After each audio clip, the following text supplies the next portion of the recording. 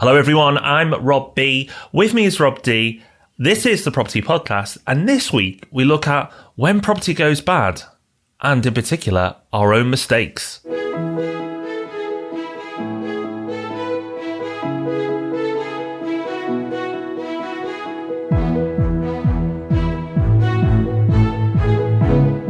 Yes, hello and welcome to the Property Podcast. This is episode 151. And it's time to break out the gravelly movie voice, I think, because we're talking about when property goes bad, or something. Sorry if that scared you when you're on your commute or something like that. But yeah, we talk about, we're pretty upbeat about property a lot of the time. But by doing that, we never mean to give the impression that things don't go wrong sometimes. They do. Even when you've been doing it a long time, things do go wrong. And so this week, we're going to be dedicating a whole session to our mistakes so you can have a bit of a laugh at us, but also to the things that we've learned from that. So hopefully you can learn without having to go through what we did. But before we jump into our usual palaver of news stories and obviously the content, something big's been happening this week. And Rob, you've pretty much just dominated Amazon. Another quiet week for you, Mr. Dix. You've just taken over Amazon. Your book's come out, The Complete Guide to Property Investment, and it's just been a little bit of a success. Well, yeah, it's a bit ridiculous, really. I need to say a massive, massive thank you to everyone who supported the book by buying it on the first day. We're recording this the day after it came out, and at the moment it's sitting at number 7 out of all books on Amazon. It's the 7th most popular book in the UK. If you exclude cookery books, it's number 3. So if I'd made it about property and weight loss, it would have been flying. But yeah, absolutely unbelievable. Did not really expect this, but very, very grateful to everyone who's lent their support early. I'm very grateful to anyone who buys any of my books at any time, but for getting behind it on day 1 and propelling it to number 7 is just a bit ridiculous. So I don't know. Maybe the rankings are just made up of like the number of times the author clicks refresh on the Amazon page. If so, that's how I got to number 7, because I was doing that a lot yesterday. No, it's well deserved, Rob, and I've just added that to our ideas Trello board, weight loss and property book. 2017, look out for that one. It's been so exciting to see it progress in the charts throughout the day yesterday, and I'm sure it's going to do really well for the coming weeks as well. Number 7 in all books, number 1 in business, which is a really important category. And Rob, you got another book in there, another one you co-authored with our Hubbers and myself. The Tips book's in the top 40, so you got 2 top 40 business books, which is not bad. Not bad. If you were a type of person to brag, which you're not, you'd have lots of ammo.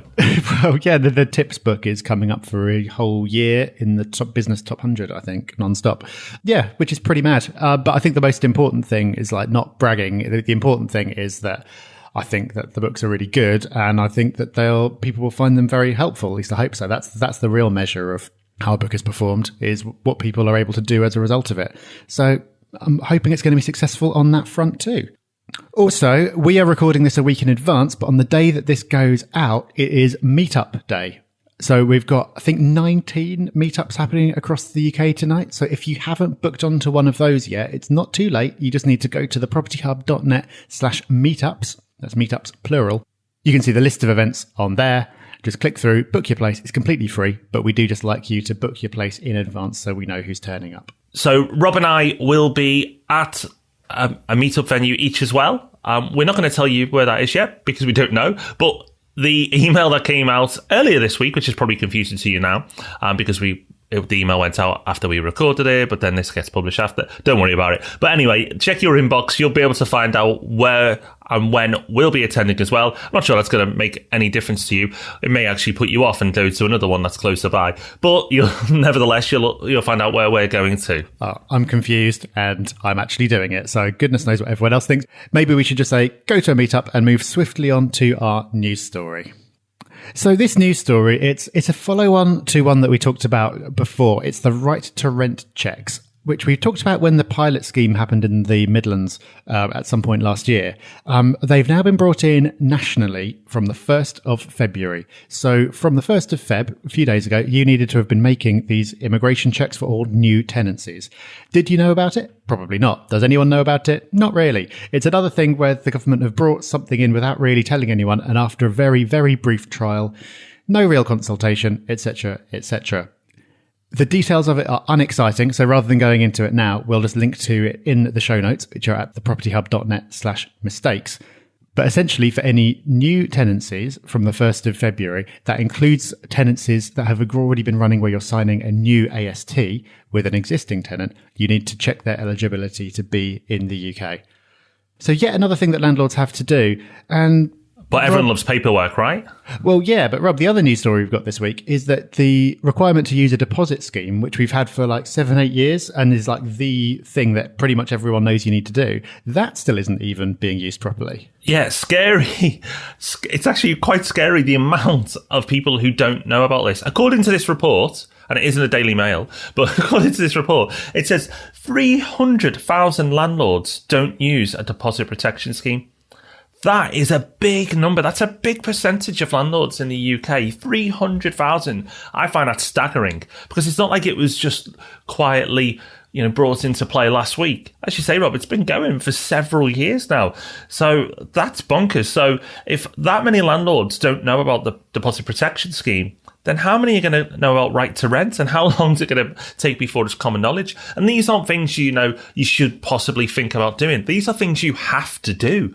So the good thing is, listener, make sure you're doing this and speak to other investors and let them know. Do them a favour. Let them know about these regulations too. And also check with your letting agent. Are they doing it? Because what might be scary is there might be a percentage of letting agents out there who don't know about it either, or who aren't regularly enforcing it. So make sure you check with your letting agent as well to see that they are doing these things. And if they're not, 1, make sure they start doing it. And 2, maybe have a think about using someone else, because if they don't know about it, it's pretty poor. Yeah, it is a problem. And people have said to us, we've had a few people saying we should cover more tenant-related topics on the podcast. And I think they're right. And I think we will in the coming months. But at least as a listener of the podcast, you know what you don't know, if you see what I mean. Like you're not, if you're going to be self-managing, you're going to research it and see what you need to be doing. But I was talking to a friend the other day who's just become a landlord for the first time. She's just bought a flat in London, and I was saying very brave. Well, yeah, I somehow held back from my rant and didn't direct it towards a few episodes. Yeah, but she's saying she wanted to self-manage, so I was like, oh, fine, you just need to do this, that, the other. You can get it on Rightmove, then you just need to do the deposit protection thing. And she's like, the what now? There's a lot more to doing it properly than you think, and if you don't go out and educate yourself, you might think it's dead easy when in fact there's all this stuff you have to do. So I don't know what the answer is, but I think it is a problem. And I think that the more you kind of pile on when the first things still aren't being adopted widely, the more problematic it's going to be. So I don't know what the answer is, but it is an issue. It is. And it's not one that's going to be solved overnight either. But at least, as we say, listen to the podcast. Anything big like this comes through, we'll let you know. Now, topic of the week, Rob. One of the most popular episodes, worryingly, that at least certainly that people come up and speak to me about, was the episode where I talked about losing out on £40,000. We'll link to that one in the show notes. I'm definitely not going to go over that today, far too painful. But based on the fact that what us not doing well was so popular, we thought we'd repeat that trick. Yeah, so we wanted to address the fact that things go wrong in property. We don't want this to get lost among our general enthusiasm. In fact, things go wrong a lot. And we thought that the best way to make this topic more interesting, rather than talking about it in the abstract, is to talk about our own mistakes. So most things that go wrong are small, not really worth losing sleep over. But sometimes property, let's be honest, can be a nightmare. And we're sometimes guilty of talking about how great property investment is.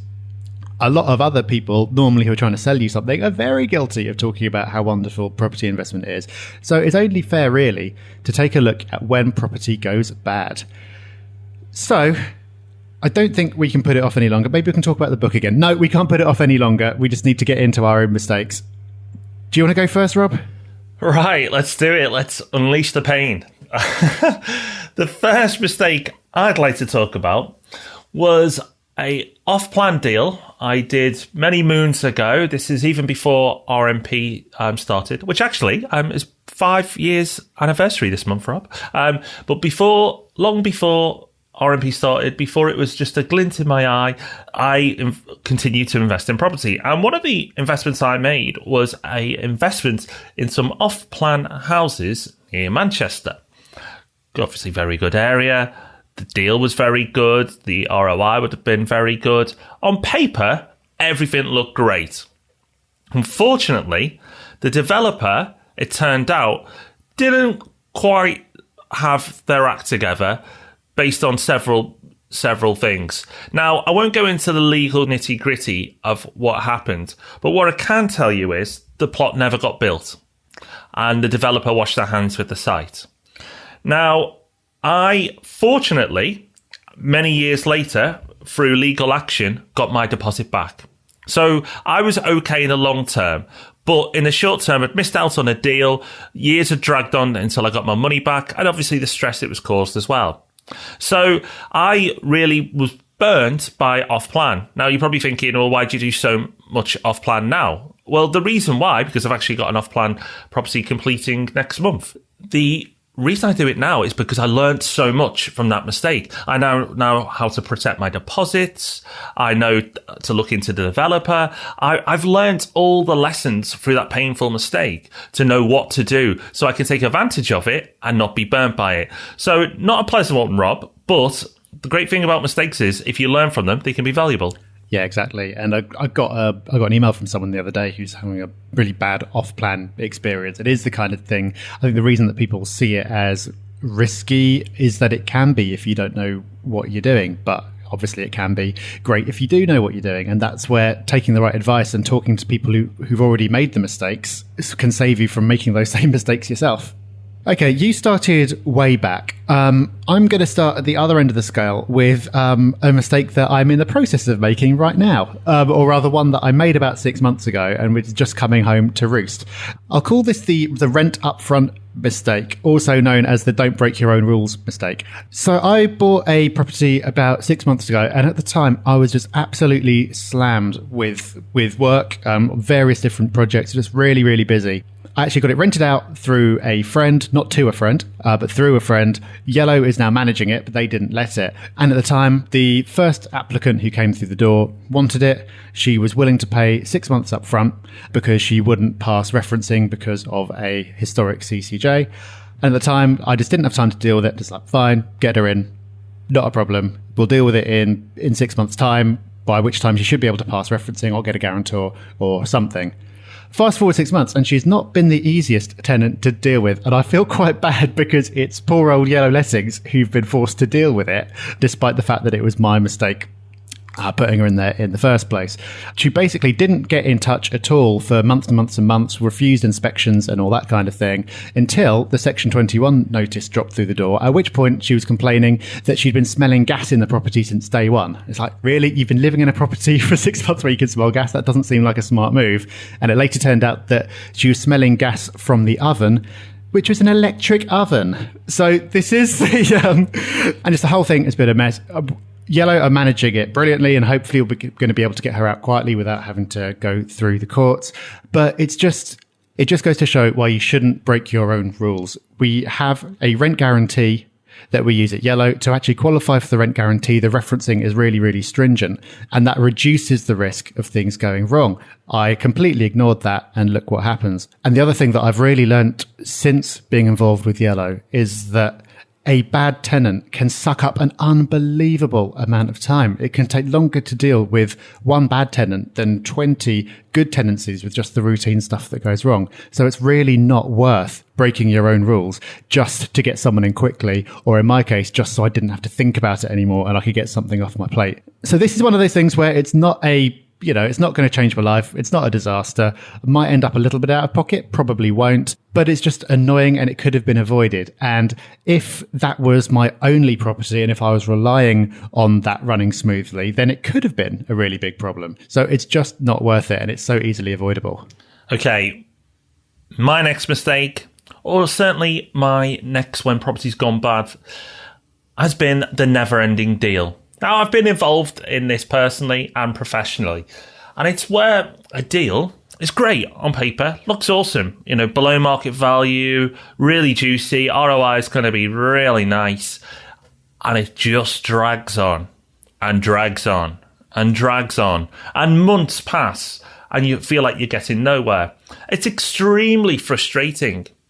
And the reason why, and it tends to be common and this is whether you buy below market value or not, but if you go after a deal that's a repossession deal, you have to accept that legally it might take longer, because if it's a repossession deal, there's going to be more parties involved. They have to jump through more hoops. There might be legal problems that need to be resolved before you can buy it. Now, that can be frustrating. However, if you are getting a cracking deal and it's way below market value, then maybe it's worth that wait and that time sacrifice. But it's something to be aware of. So my lesson, Rob, really on that is, sometimes a great deal, you have to pay for it in other ways. And in this case, sometimes, some repossession deals zip through, but you've got a higher risk of it dragging on for a few months until they sort the legal issues out with a repossession deal. Now, obviously, I'm dealing a lot with repossessions and sometimes dealing with builders. The deals from the developers go through a lot quicker because legally there's a lot less to deal with. But with repossession deals, they can go on for longer. Not necessarily a disaster, but just something you have to swallow and accept. But, it's a lesson, and I actually think it's worth the pain, but it's also something I prefer not to have, but I accept it. Yeah, and of course, the more experience you get, the more you kind of get to know what the time frame should be, and when things are taking a longer time because that's just the way it is, versus things dragging on because things are not getting done. And I was talking to another friend the other day who's buying a house to live in, and I was saying, how's it coming along? And she said, well, I haven't heard from my solicitor for a few weeks. It's like, well, you should really be chasing to find out what's going on. And that seems like a situation where things are just dragging on for no reason. But sometimes things drag on for a reason. It can't be avoided. And like you say, Rob, if the deal's good enough, it's worth waiting it out. Okay. My next one, I've got another tenant-related one. I'm going to call this the too involved mistake. So this is back in my self-managing days. But I had a flat I was renting out to 2 students, really lovely girls, absolutely fine. Kept the place brilliantly, paid the rent on time, until one day out of the blue, one of them called up and said that they were giving in their notice. So I thought, okay, well, that's a shame, but not a problem. I'll start making preparations to re-let it. Until a couple of weeks later, girl 2 phoned up and said that she just found out that notice had been given and she had no idea about it. Long story short, turns out girl 1 had gone a bit crazy and was saying things about there being ghosts in the walls. Now, ghosts in the walls were not picked up on our inspections. I don't believe that there are ghosts in the walls. But it all kind of unraveled and it all got very complicated. And I basically ended up having to mediate in this whole fallout between the two of them and all this stuff. And it became a bit of a soap opera. And I think the mistake there was being too friendly and too involved. And I think that's when you're self-managing. It's a difficult line to walk because the strength of self-managing is that you can have a relationship. And if the tenant likes you and they think that you're treating them fairly, they might stay longer and cause you fewer problems. But the downside is that if there are complications, you can get dragged into it beyond a professional level. And in this case, this just sucked up a load of my time. It didn't cost me any money, but it cost me a lot of time, which is the same thing. So I think now I don't self-manage, but if I did, I think I would be a little more distant and I'd be a lot more careful about getting dragged into situations that really go beyond what you should be doing. I think mistakes tend to cost you either time or money, and they're both probably equally damaging because time is a currency as well. It is. And funnily enough, Rob, my next mistake is tenant related as well. This goes back to a deal I was involved in quite a good few years ago now, and it was a deal in Preston.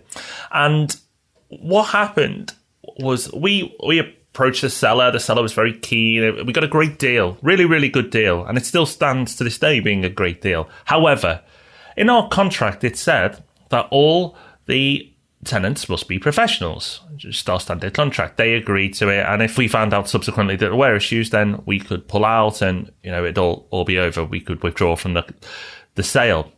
Now, sneakily, well, we found out it was sneakily later on, the seller told us that we couldn't get access to the properties or couldn't look at the ASTs, made a load of reasons up, said, the tenants, don't want them finding out. I don't know why we couldn't see the ASTs, but the deal was awesome. We had a contract and we thought, let's plough on. We ploughed on until the day of completion when the ASTs magically all appeared. And on the day of completion, we spotted that not all the properties were professionals, and a handful of them were actually DSS. Now, some people are happy and even want that type of tenant profile, but that's not what we bought into. However, the seller was obviously very clever, because by the time we come to completion, they knew we were so committed to the deal that we were just going to swallow that bitter pill and move forward, which we did. So a painful lesson, but ever since, the no exceptions now, I always demand to see the ASTs. And there'll be people listening to go, well, gosh, surely you would have asked for the ASTs anyway. But the contract had always worked up until that point. So you have to understand that if something's working, you may not learn the lesson until you felt the pain. But now it's mandatory, and now we get all the ASTs, and we insist on inspections on all sitting tenants as well. So we do that, and that's every property, because we deal in bulk. So every single one will be expected when we have tenants. So painful lesson. It's worked out okay. There's worse that can go wrong in property, but frustrating, because somebody's gone back against their word, which shows you have to do more than take someone's word, which actually, Rob, if we look at a few of these lessons, we've just had faith in humanity, and that's where it's gone wrong. Well, yeah, exactly. And that's actually the theme of my next one as well, which I'll only talk about briefly because I talk about it in the book as well. And this is where I had a refurb that needed to be done. I had a tenant moving out after a number of years. It needed some pretty significant work, and I was abroad at the time. So I got a recommendation. So that's it. That's a tick in the box. Recommendations, we always say, are good. I got a recommendation for a project manager to come in, price it all up and manage the works. When the quote came back, it was double what I had in my head for what it should be. Now, I'm not an expert, so my idea of what it should be could have been way, way, way off base. But still, I was just thought that just doesn't seem right. And looking at the spec, it just seemed really over the top for what was necessary. So in the end, I put it on hold for a couple of weeks. I came back, spoke to a couple of local agents, and they said, no, that's ridiculously over the top. Here's what you should be doing. And in the end, I sacked that person off, did it myself, and got it done for pretty much the price I should have been in the first place. So that was kind of a mistake avoided by kind of spotting it and going, that just doesn't seem quite right. But at another point, I could easily have just let that slide, because if I'd been particularly busy, I could just go, this just needs to be done. You know what? Fine, do it. So I think the lesson there is we always talk about outsourcing, sticking to what you do best, trusting in recommendations, but you've got to get the balance right and validate as well to make sure that people really are doing what they're meant to be doing, because you can never be sure. Okay, my last mistake, because this is getting painful now, is very much related to the mistakes podcast I've done previously, which we'll link to in the show notes, where the deal collapsed and it cost me big time. It's happened to me more than once, actually, and it's happened to me professionally as well.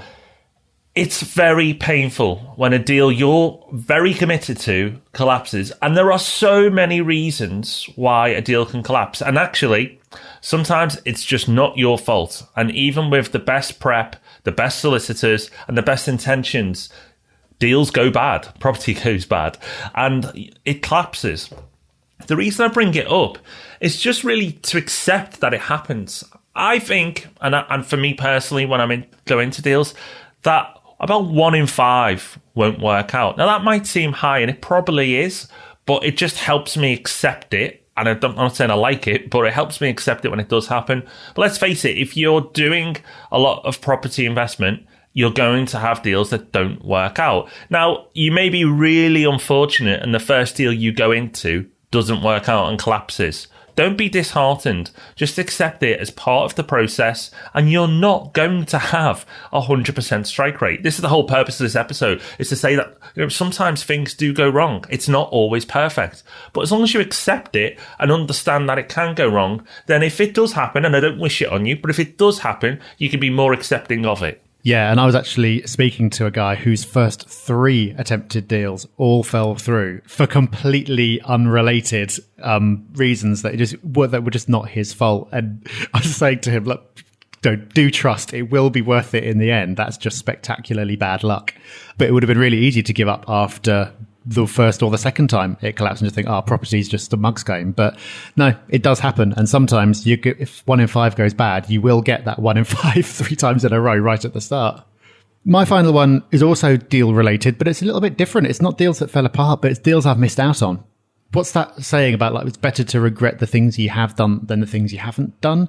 And it's kind of the same for me. The mistakes that I've talked about, I'd rather they hadn't happened, but none of them were disastrous. But the ones that I've missed out on have bugged me more. And I've missed out on them generally for one of two reasons. It's either been because I've just been too busy. And this happened to me a few times last year, because last year was a spectacularly busy and I had things put in front of me where I thought, this looks really good, but I just don't have the time right now to make sure that it's really good. And therefore I missed out. Or it's like, this looks really good, but I don't even have the time to speak to my broker, to go through the whole thing, to invest in it. I just can't be doing this right now. So I missed out on stuff. And then the other reason that I've missed out is because I've been too cautious. And I like to do a lot of research, and doing that research protects me against a lot of things going wrong. But as a result, I do sometimes miss out. That means that I've probably avoided some painful mistakes, but I've also missed out on a lot of really great opportunities. And it's those that bug me a lot more than the things that do happen. So I think you can be overcautious. I think that's really spooky, Rob, because we didn't discuss our mistakes before we turned the mics on. We just said, let's do it. And that actually, that's probably a really good lesson for everyone. Hurts me more as well than any of those mistakes that I've mentioned. The deals I didn't get, either because they fell over or financially I was too involved in other deals going on at that time, or I just didn't act quick enough. Whatever the reason, they, when I look back, are far more painful than the other mistakes we've mentioned, because most of the other mistakes actually have been brilliant education and lessons, whereas those just seem like lost revenue, lost money, and lost opportunities. So, yeah, strange. I think that's a nice way to bring this to a close, because I feel very much the same. Well, yeah, I think the major issue from this is that things happen. Bad things happen. Sometimes really big bad things happen. If you think things are always going to go your way, you are just delusional. It's not going to happen. But as we've just said, if you view property as a long-term investment, then short-term challenges aren't really a big deal. The things that have happened to us, we've largely forgotten about, except the things where it just didn't happen at all. And they're the ones that still pop into our heads and bother us. So don't assume everything's always going to be great, but don't let it put you off either. Plus, you could always do things to reduce the risk of things going on, of which more in a minute. But first, Rob, we need to cheer ourselves up. Shall we take a review? Yeah, let's do a review. And this one comes from Wozy. I don't know if it was said in that way, but that's how I interpreted it. And Wozy says, loving your podcast, guys. Although I've only just discovered it, I'm already hooked, full of excellent property advice, as well as tons of business life tips, all delivered in down-to-earth, straight-talking and accessible way. I'd only wish I'd discovered you guys sooner. Keep up the great work. And then he's put in brackets, my wife loves the podcasts too, so win-win. Well, Wozy, you're doing well, because my wife doesn't. She won't listen to them, but she probably would argue that she listens to me enough already. So thank you very much for your review. If you'd like to leave a review, then please do. Hop over to the iTunes store, pop in your details, click the 5-star button if you would, and we'll read yours out in due course. But thank you to Wozy and everyone else who has every single week, and we're still behind backlog since we launched. So thank you so much. Yeah, thank you. That was particularly good this week. I feel like we're back on track now. We've left the mistakes behind and we can power ahead. In a minute, we're going to tell you about what's coming up next week. But first, as always, as for the last 151 weeks, we've got a resource of the week. Rob, what have you got for us this week? Well, this is a resource I've sort of mentioned in passing. It's not been a resource of the week before, but I wanted to really highlight it because I've been so happy and so impressed. I mentioned a few weeks ago that I was rolling out Chrome boxes and Chromebooks for the RMP team. Now, if you don't know what a Chromebox is or a Chromebook is, a Chromebox is a very small computer. It's the size of an Apple TV box. It's tiny, and it's powered on Google. So the operating system is a Google operating system, not Microsoft. Now, you may think, oh, something new I'm not used to. It's so simple. It's unbelievable. It makes Windows look really complicated.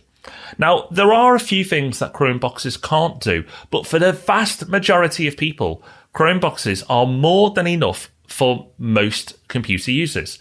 They are ridiculously fast, faster than all the other computers we've just thrown away, which were far more expensive.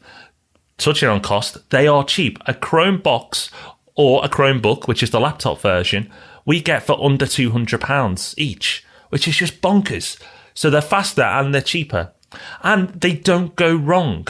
Because there's no bloated software on there and loads of things to go wrong, it just works and it's updated all the time. So you never have an old computer. And because it's updated all the time and the software runs in the cloud, you don't get viruses. So super cheap, super fast, super effective. What's not to love? So all of our MP pretty much now runs on these Chromebooks or Chrome boxes, and we're very tempted to now roll this out to Yellow as well because it's been such a success at RMP. Well, yeah, just so the simpler things can be, the fewer opportunities there are for things to go wrong. And I think that's a really big deal. And people get put off technology a lot of time or a bit scared of technology because there are things that can go wrong. And, you know, suddenly something just won't work out of nowhere. You'll get an error message unexpectedly and you won't know what to do about it. And I think it's a shame that that puts people off technology because obviously it can do so many brilliant things if you persist. So I have not used a Chrome box or a Chromebook, but I'm excited to check one out now because that sounds great. Yeah, if you're looking at the Chrome boxes, check out PC World. We'll link to the show notes there. I'll link to the ones we've bought. And if you're after a Chromebook, go for the Toshiba 2. That's got all the best reviews. We've got those, and they're fab little machines. You know your Chrome. Very impressive. So yeah, go to the show notes for all of that. The show notes this week are at thepropertyhub.net/mistakes.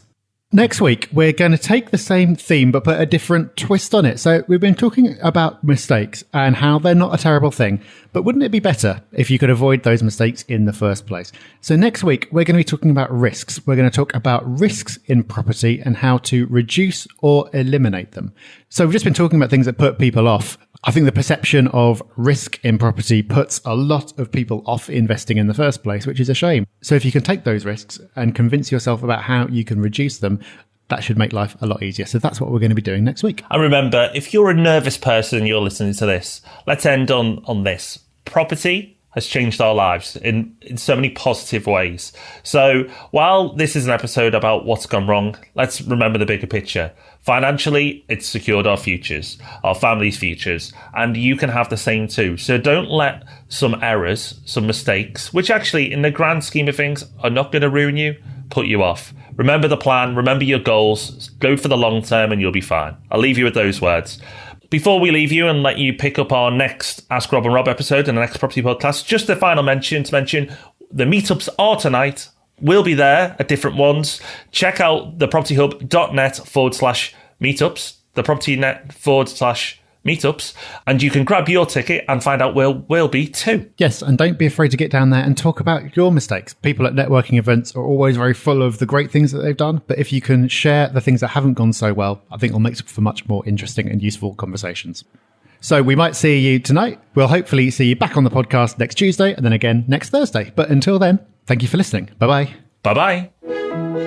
Thanks for listening to The Property Podcast. For show notes, all our past episodes, and to leave a review, go to thepropertyhub.net/podcast.